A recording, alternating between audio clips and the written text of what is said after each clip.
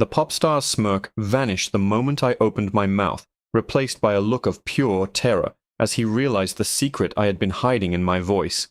He hissed that I was never supposed to be on that stage, and suddenly, the stadium's blinding lights weren't for the show, they were for the hunt. The glare of the stadium lights was blinding, a shimmering curtain of white heat that made it impossible to see anything beyond the first few rows of the crowd. I was just another face in the sea of thousands, huddled against the metal barricade, my throat raw from hours of screaming lyrics I had lived by since I was 12. Jackson Vane, the man who had defined my entire teenage existence, stood center stage. He wasn't just a pop star, he was a phenomenon, a creature of ego and raw, electric talent. I had spent my entire savings on this ticket, selling my vintage guitar just to afford a spot near the front. I didn't regret it for a second. When he finally hit that high note during the bridge of his most famous ballad, the air seemed to vibrate. But then something shifted. Jackson stopped mid-verse. He wiped sweat from his brow, his signature smirk fading into an expression of genuine, simmering annoyance. He gestured toward the sound booth, then toward his band, his frustration radiating through the massive speakers like static. "You know what?" His voice boomed, deep and raspy, amplified by the stadium's massive system. "The monitor mix is trash tonight. I can't hear the melody. I can't hear myself. Why don't you sing it? Since everyone out there thinks they can do better than me, let's see who's got the guts." The crowd erupted into a mix of cheers and confused laughter. It was a classic Jackson move, arrogant, unpredictable, and designed to humble anyone who dared to look bored. He started scanning the front rows, his piercing blue eyes sweeping over us like a lighthouse beam. I ducked my head, hoping to disappear, but luck was never on my side.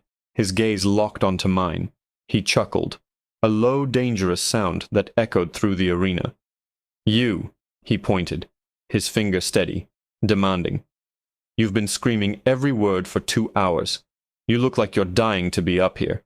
Come on, get up here and show us how it's done. Or are you just a fan with a loud mouth?" The security guards, towering men who looked like they were trained to handle anything from unruly protesters to a full-blown attempt to break the peace, didn't hesitate. They hauled me over the barricade before I could even process the demand. My heart was slamming against my ribs like a trapped bird. I was pushed up the stairs, stumbling onto the vast, polished stage. The wood felt cold beneath my sneakers. The heat of the spotlights hit me like a physical force, blinding me, disorienting me. Jackson handed me the microphone. His hand brushed mine, and he leaned in close, his voice a low, mocking whisper meant only for me. "Don't screw this up. If you're terrible, I'm making sure you become the internet's favorite joke by morning." I looked out into the abyss of the stadium. The silence was suffocating, heavy with the weight of 20,000 expectations. I saw the band waiting, their instruments poised, their expressions ranging from pity to amusement. I clutched the mic, my knuckles white.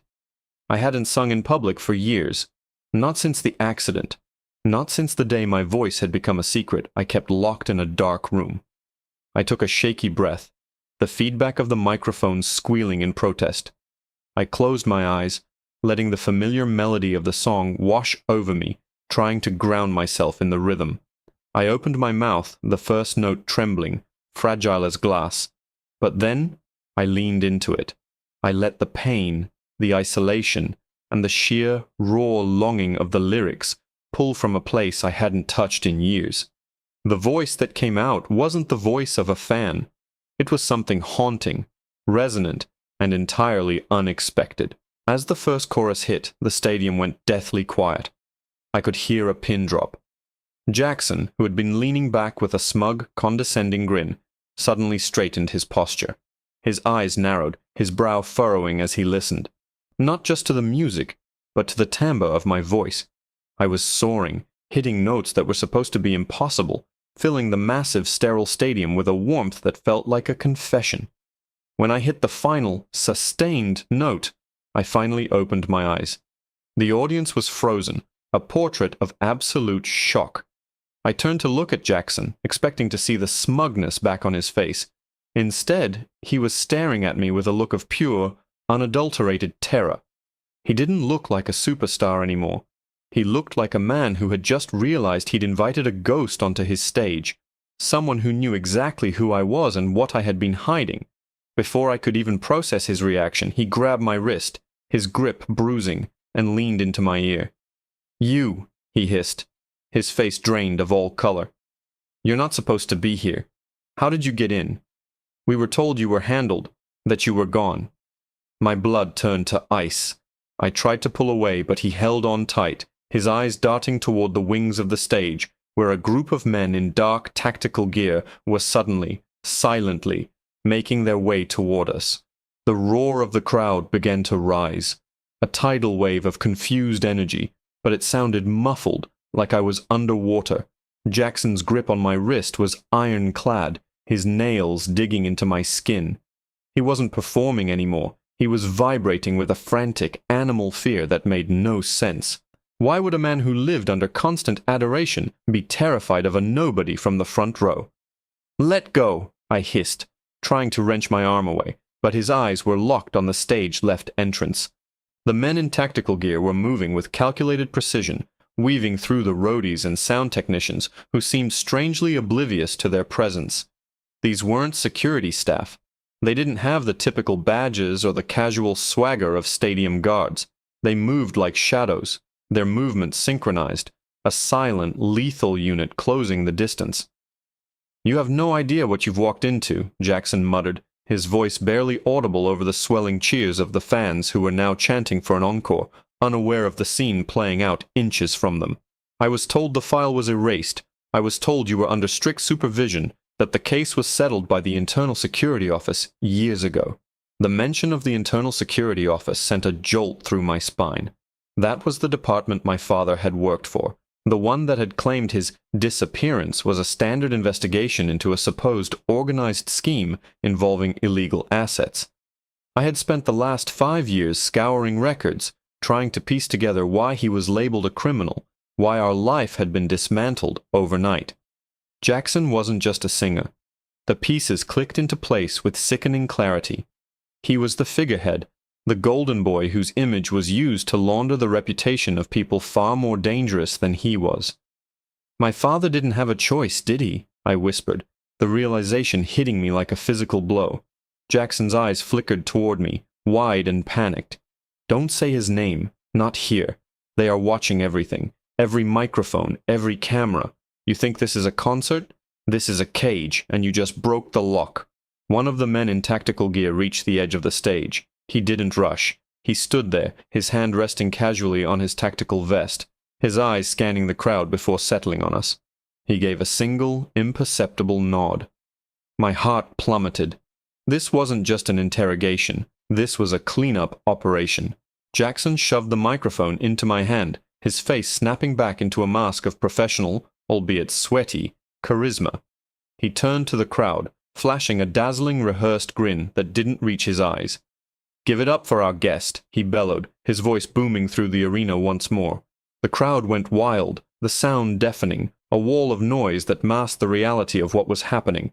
Under the cover of the applause, he leaned in again, his breath hitching. "If you want to live to see tomorrow, follow my lead. Do not look at the men in black. Do not look at the exit. When the lights go down for the final blackout, run for the sound deck. There's a hatch underneath the cables. If you make it there, go down. If you stop, you're as good as gone." He pulled away, grabbing his guitar and starting into a chaotic, loud riff that drowned out everything else. I felt paralyzed. Was this a setup? Was he trying to lure me into a trap? Or was he legitimately terrified? My intuition screamed that he was the reason my father was taken, yet here he was, offering me a lifeline. The lights shifted from the blinding white to a deep, bruising violet. The band reached a fever pitch. Jackson signaled to the crew, and the pyrotechnics went off. Explosions of fire and smoke billowing across the stage, creating a perfect screen of chaos. "Now!" Jackson yelled over the music. I didn't think. I dropped the microphone, the metallic clatter lost in the thundering bass, and bolted toward the back of the stage. My feet slid on the slick metal, and I felt a heavy hand grab at the back of my jacket. I yanked myself free, the fabric tearing, and scrambled over a mountain of tangled audio cables. I saw the silhouette of the man in tactical gear vaulting onto the stage, his eyes locking onto mine through the haze of the smoke machines. I dove behind the stack of monitor cabinets, my lungs burning, and saw it. A small, recessed metal ring in the floor, obscured by a mess of wires. It was the hatch. I clawed at it, my fingers bleeding, the metal cold and unyielding. Suddenly the hatch shifted, pushed from the other side, and a pale, trembling hand reached up to pull me down into the darkness, just as a heavy boot slammed into the stage wood exactly where my head had been a second before. The descent into the darkness felt like being swallowed by the stadium's guts. I tumbled down a narrow, rusted maintenance ladder, hitting the concrete floor of a subterranean service tunnel with a jarring thud. The hand that had reached for me pulled back, and I scrambled to my feet, hyperventilating. The air down here was thick with the smell of ozone, damp concrete, and something sharper, a chemical tang that reminded me of the illicit packets with substance that I had once found tucked inside my father's locked briefcase before he vanished. "Keep moving," a voice rasped in the gloom. It wasn't Jackson. It was a woman, her face partially obscured by the hood of a dark, nondescript technician's jacket. She didn't wait for me to catch my breath, grabbing my wrist and pulling me into a labyrinth of pipes and conduit lines. Above us, the muffled bass of the stadium concert still vibrated through the ceiling, a rhythmic heartbeat that felt like it was counting down my remaining seconds. "Who are you?" I gasped, stumbling over a loose electrical cable. "Why are you helping me?" She stopped abruptly in the shadow of a massive ventilation unit. She turned, and the dim emergency lights caught her face. Her eyes were sharp, calculated, and entirely devoid of the fear Jackson had displayed. She held up a small, handheld tablet, a device emitting a steady, blinking red light. "I'm the person who has been tracking your father's trail for 3 years, just like you have. But I have something you don't. The full context. That man on stage? He isn't the architect of this organized scheme. He's the bait." "Bait?" I repeated, my voice trembling. "Bait for what?" "For anyone who knows the truth about the Internal Security Office's failures," she replied, her voice dropping to a dangerous whisper. "They know people are looking for the truth. They lure the curious to high-profile events, monitor the reaction of the crowd, and identify the relatives of those who went missing. You didn't just walk onto a stage, you walked into a live audit." Before I could process the gravity of her words, a heavy metallic boom echoed through the tunnel. They had found the hatch. I heard the distinct rhythmic click of heavy boots on the concrete floor above. The hunters weren't just searching, they were hunting with intent. "We have to get to the server room," she said, pulling me toward a heavy steel door marked with a warning sign. "It's the only place with an independent uplink. If we can broadcast the data on that drive, the organized scheme will be exposed, and your father's attempt to break the law, the one they framed him for, will be revealed for the lie it is." She slammed her palm against a keypad. The lock beeped, turned green, and the door hissed open. We stepped into a room filled with the hum of cooling fans and racks of flashing lights. It was the heart of the stadium's digital infrastructure. I looked at the console, and my heart sank. There were no ports for a standard drive. Everything was encrypted, air-gapped, and secured with biometric scanners. "I can't access this," I whispered, panic rising. The woman turned to me, her expression hardening. She reached into her pocket, but she didn't pull out a tool or a data stick. She pulled out a small, sleek device, a localized jammer, and activated it. The hum in the room died instantly. Silence, absolute and heavy, fell over us. "You don't need a port," she said, her voice eerily calm. "You are the key. Your father designed this encryption, and he based the biometric triggers on specific harmonic frequencies. The way you sang earlier, that wasn't just a performance, it was a digital key. The sound waves you generated were analyzed by the house system, but I intercepted them. Now you just need to hum that same sequence into the console's sensor." I looked at the small, recessed microphone on the main console. It felt like a trap. If I did this, I was exposing myself to the entire network of this organized scheme. But if I didn't, I would never know if my father was still alive. I leaned in, my throat dry, and started to hum the melody. The room began to glow as the system recognized the frequency. The screen flickered, and a file directory appeared. Project Echo, Asset Disposal. I clicked on the first file, expecting to see evidence of my father's innocence. Instead, a grainy video file opened.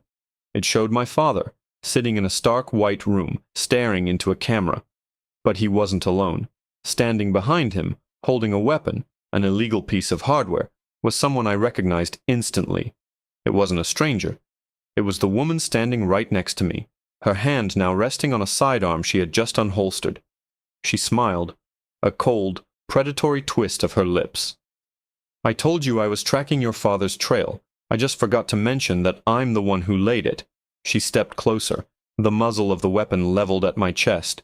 "The system is unlocked now, thanks for the song." The hum of the servers had died away, replaced by the deafening silence of a trap snapping shut. My breath caught in my throat, the air in the room suddenly tasting like copper and old dust. The woman, this traitor, this architect of my nightmare, didn't look like a revolutionary anymore. She looked like a predator who had finally cornered her prize. "You didn't help me," I whispered, my voice barely audible over the sudden, frantic thumping of my heart. "You didn't want the truth, you wanted the key." She stepped into the glow of the monitor, her face illuminated by the flickering, forbidden files. She didn't look bothered by my realization. In fact, she seemed invigorated by it. "The truth is a luxury, kid. What I wanted was access to the archive. This organized scheme has been running since before you were born, and your father, bless his heart, was the only one who figured out how to lock the vault. He hid the frequency in your voice, a biological safeguard that no machine could replicate. We've been waiting for you to grow up, for you to start singing again, for you to finally take the stage." She gestured toward the screen, where the video of my father continued to play on a loop. He looked frail, his eyes hollowed out by months of confinement, but there was a flicker of defiance in his gaze that hadn't been there when he was taken. "He thought he was protecting you by hiding the key inside your talent. He didn't realize that his love for you was the very thing that would inevitably lead us to the treasure." My hands shook, but I forced myself to step back, away from the console. I needed to move to find a way out, but the heavy steel door was locked, and the only other exit was a service vent far too small to squeeze through. Why the elaborate performance? Why let me escape the stadium and come here? You could have just taken me. "And trigger the auto-delete protocol," she laughed, a dry, humorless sound. "If you're grabbed, the system senses the duress and wipes the drive. You had to come here willingly. You had to provide the input with genuine emotion. If the harmonic resonance isn't perfect, the files remain locked behind a wall of code that would take a decade to crack. You made it easy for us." She took another step toward me, the weapon steady in her hand. "Now stand aside. I have a lot of data to download, and you have served your purpose." My mind raced. She was focused on the monitor, her fingers dancing across the keys, her attention divided between the extraction process and keeping me under the threat of her weapon. I looked at the floor, noting the mess of wires I had tripped over earlier. If I could just reach the primary power coupling, the one she had jammed, I might be able to create an overload. But as I prepared to lunge, a heavy, rhythmic thudding started against the steel door. Someone was on the other side, and they weren't knocking. They were using a heavy tool to force the hinges. The woman's focus snapped away from the console for a fraction of a second, her head tilting toward the door. "They're early," she hissed, a flash of genuine irritation crossing her face. The door buckled inward, the steel screaming as it bent under the force of an industrial-grade ram. The internal security office? No, they were the ones who kept the files safe. These were different. These were the people Jackson had warned me about, the ones who didn't want the files stolen or exposed. They wanted them destroyed. "Move!" she screamed at me, shoving me toward the corner as the door finally exploded inward in a shower of sparks and jagged metal. 3 figures in dark tactical gear surged into the room, their silhouettes framed by the harsh strobe-like light of the hallway. They didn't speak. They didn't ask questions. They immediately raised their weapons, the illegal hardware that was never supposed to exist in civilian hands. The woman fired back, a volley of shots that sent me diving behind the main server rack. The air became a chaotic blur of flying debris, shattering glass, and the deafening roar of automatic fire. I huddled in the gap between the server wall and the concrete, covering my ears as the room began to collapse under the pressure of the firefight. Through the gaps in the rack, I saw the woman take a hit to the shoulder, spinning her around. She dropped the tablet and it skidded across the floor, coming to a stop just inches from my hand. I looked at the device. It was the master controller. If I grabbed it, I could initiate the purge. The very thing she said would destroy everything. But as I reached for it, one of the intruders noticed the movement. He stopped firing and began to advance on my position, his shadow looming large against the flickering servers. He raised his weapon, the barrel leveled directly at my head, but before he could pull the trigger, the entire room lurched as the stadium's foundation began to vibrate violently. The emergency alarms finally started to blare, a high-pitched, piercing shriek that signaled a total system failure. The lights cut out, plunging us into absolute darkness, save for the red emergency strobes. In the pitch black, I felt a hand grab my ankle, dragging me backward into a crawlspace I hadn't seen before. "Don't scream," a voice whispered in the dark. A voice that sent a jolt of recognition through my soul. It was my father's voice, but he had been dead to the world for years, and the video on the screen had shown him locked in a white room miles away. I turned to look into the darkness, but all I felt was the cold barrel of a weapon pressed against the back of my neck. "You shouldn't have come here," the voice continued, cold and unrecognizable. "Now we have to finish the job." The darkness felt like a physical weight, pressing against my chest until every breath became a labor. I was being dragged backward, my skin scraping against the rough, freezing concrete of a utility tunnel that smelled of stagnant water and old grease. The hand on my ankle was firm, cold, and possessed a grip that felt like industrial steel. Every instinct I had honed over the last few years of searching for my father screamed that I should fight, but the cold metal pressed against the nape of my neck told me that resistance would be my final mistake. The tunnel opened into a small, windowless concrete bunker, tucked beneath the stadium's subterranean foundation. The dim emergency red light revealed a figure standing in the center of the room, draped in shadows. As I was pulled to my feet, the person holding the weapon stepped back, revealing my father. He looked older, his face etched with lines of exhaustion I hadn't seen in the photos from years ago, but he was alive. And he was holding a weapon that made my blood run cold, a piece of illegal hardware that belonged in a black market armory, not his hands. "Dad?" I choked out, the word barely a whisper. He didn't soften. He didn't rush to embrace me. He kept his eyes locked on the door behind us, listening to the muffled sounds of the firefight still raging in the server room above. "You were never supposed to find this place, Ilara. I left clues to lead you away, not here. I spent years in a containment cell, hoping you were safely tucked away in a life that didn't know the shadow of this organized scheme."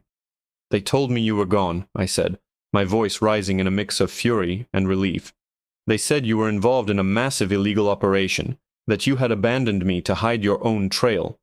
"I was the one who built the trail," he corrected, his voice flat.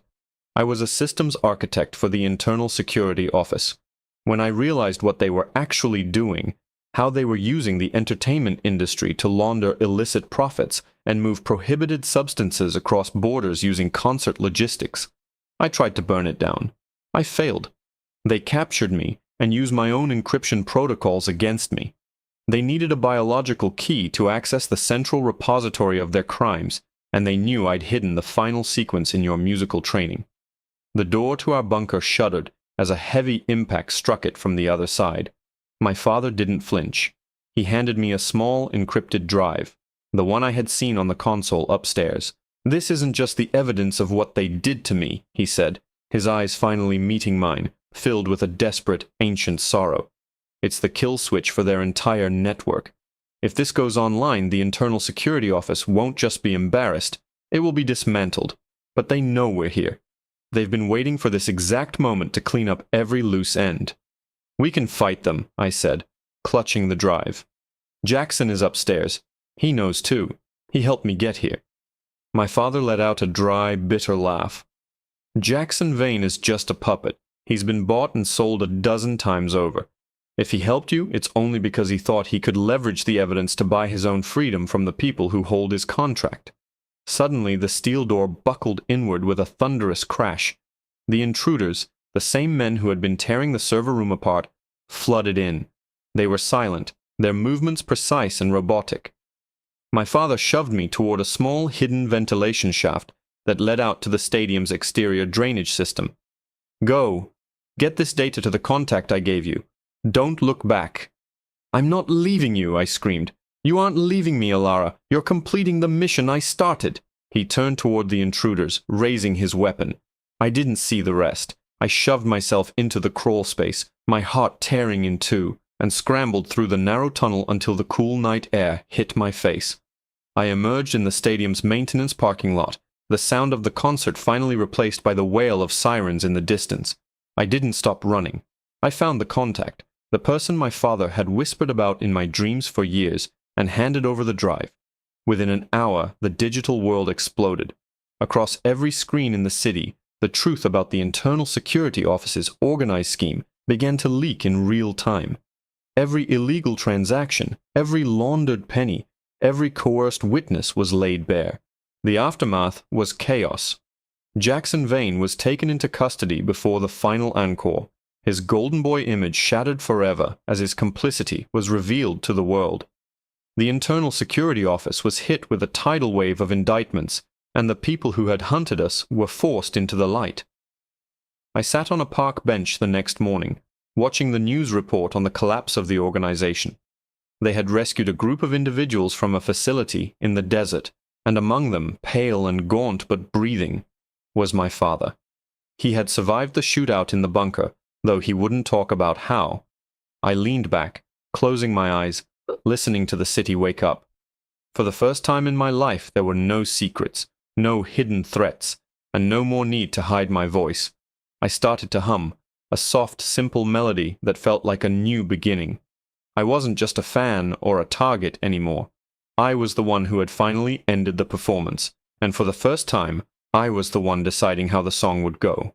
The world was quiet, but for me, it had never sounded clearer.